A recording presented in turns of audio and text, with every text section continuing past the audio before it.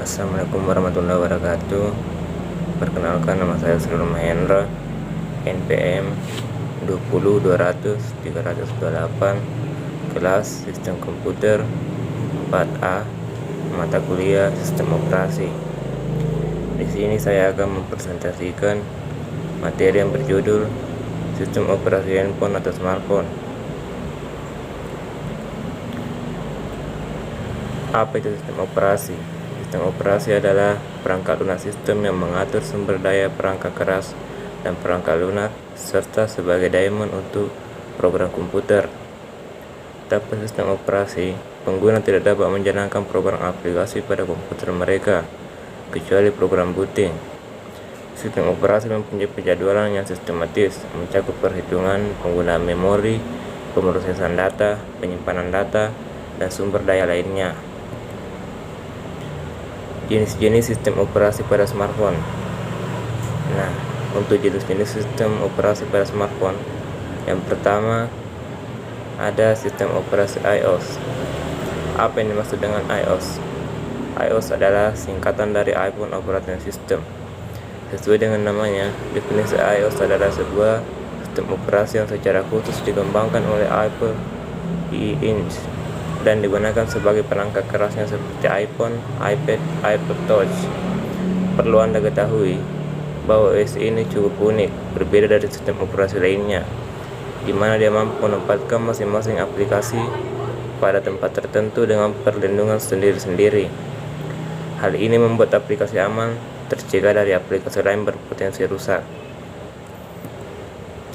Nah, untuk kelebihan iOS ini, pertama ada kinerja yang lebih cepat. Kelebihan pertama yang dimiliki oleh iOS 12 adalah sistem operasi ini memiliki kinerja yang lebih cepat. Yang kedua, memiliki backup atau restore yang lebih baik. Kelebihan kedua yang memiliki iOS 12 ini adalah sistem operasi yang satu ini lebih memudahkan pengguna ketika hendak melakukan restore maupun juga backup. Yang ketiga, dukungan terhadap update terbaru atau salah satu teknologi yang disematkan pada iOS 12 tidak jauh berbeda dengan geotagging Android. Fitur ini yang banyak ditunggu dan semakin menjadikan iOS 12 dan Android semakin menjadi sistem operasi terbaik yang pernah ada. Di balik kelebihannya, ada pun kekurangan iOS. Kekurangan pertama dari iOS adalah sistem operasi ini penuh boros baterai. Yang kedua, dimiliki iOS adalah tidak adanya pengaturan untuk mode jaringan. Yang ketiga, kekurangan yang terakhir adalah adanya beberapa aplikasi ternyata tidak support dengan iOS 12. Nah, untuk sistem operasi yang kedua, yaitu ada sistem operasi Android. Apa itu Android? Android adalah sistem operasi berbasis Linux dengan kode sumber terbuka berlisensi Apache 2.0 yang dirancang beragam untuk perangkat bergerak layar sentuh seperti telepon pintar dan komputer tablet. Nah, kelebihan dari OS Android ini, yang pertama, merupakan sistem operasi open source sehingga mudah dikembangkan oleh developer. Yang kedua, mudah dikustomisasi dan dimodifikasi. Yang ketiga, OS Android dapat dijalankan pada banyak pilihan spesifikasi hardware. Yang keempat, dukungan aplikasi yang sangat banyak dan beragam, mudah dipahami sehingga dapat diperbaiki apabila mengalami kerusakan sistem. Nah, untuk kekurangan Android ini, pertama, memiliki proses kerja sistem yang cukup berat sehingga memakan RAM cukup banyak. Yang kedua, terkadang apabila disandingkan dengan spesifikasi hardware yang buruk menjadi kurang responsif. Yang ketiga, sistem operasi yang dikostum tidak stabil dan kurang optimal. Yang keempat, sistem operasi Android tampaknya menuntut pengguna untuk memiliki koneksi internet dalam keadaan aktif, seperti minimalnya perlu koneksi internet GPRS. Nah, untuk sistem operasi yang ketiga ada Windows Phone. Apa itu Windows Phone? Mengetahui Windows Phone adalah sistem operasi dari Microsoft untuk smartphone, bukan sistem operasi pendahulunya, Windows Mobile.